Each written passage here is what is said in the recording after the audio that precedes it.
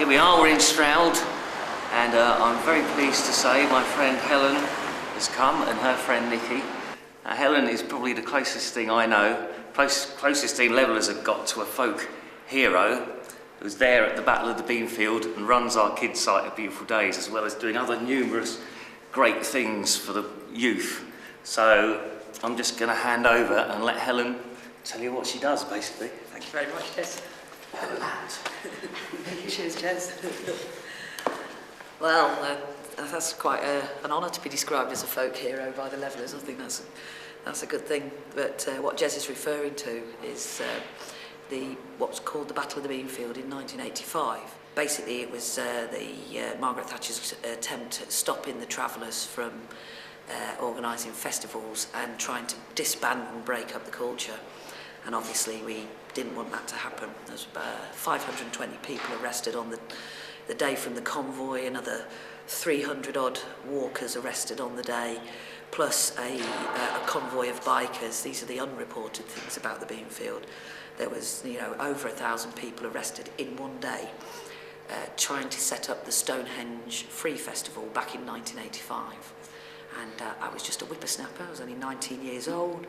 I was in a fully legal vehicle, and I got the crap beaten out of me and thrown in jail, and my vehicle impounded, which was my home at that point, and my magic show smashed up. I'm a children's clown, and I travelled to festivals and entertained the children. That's what I was doing back then.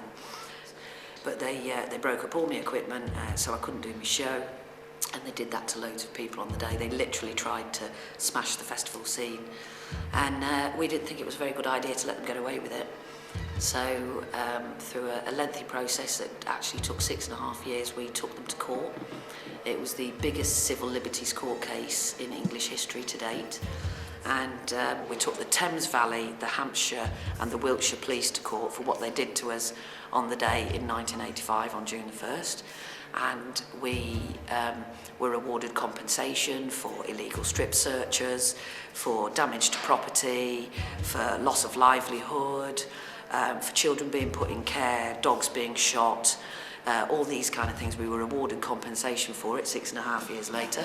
Sort of 90% of the court case was found in our favour, but we lost a small percentage in their favour. So we had to pay a small percentage of the costs of the court case. Bearing in mind it was the biggest civil liberties court case in English history, there was 3 police forces involved in it, it was a multi-million-pound court case, so they took every single penny back off the Travellers to pay towards the court case, and at the end of the day we didn't get a penny. So that's the full story that happened. And if you want to know anything more about the Battle of the Beanfield, look up Operation Solstice on the internet, on YouTube, and you can see some of the stuff that was happening to us on the day. Everybody knows about the Beanfield, but there was many more occasions when we were being brutally and inhumanely treated. And I kind of knew the lads, so, oh yeah, grubby musicians in the corner, and oh, I like their tunes, yeah, they're all right. And then at a few festivals they'd play, oh yeah, they're all right, they are, I like those.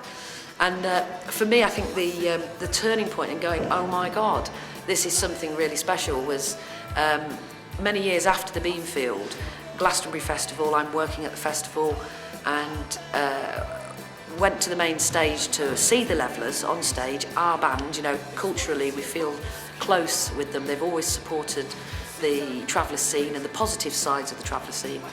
And I went to the main stage of Glastonbury and there saw them singing the Battle of the Beanfield song, which for me obviously is a very personal thing that happened to me.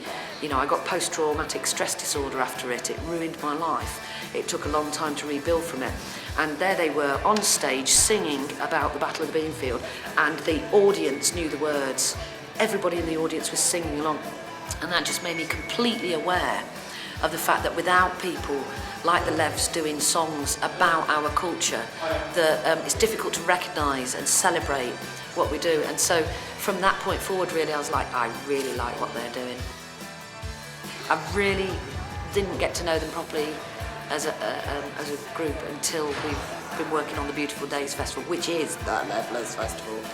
And everything about it is really cool. It's a not corporate event. It's supporting people within the travelling movement to do what they're really good at in terms of cafes, bars, children's areas, walkabout performance, all of those kinds of things, which are what travellers do as trades. We're able to do them for Beautiful Days Festival. Everybody loves doing it. Everybody loves seeing it. It's a perfect match.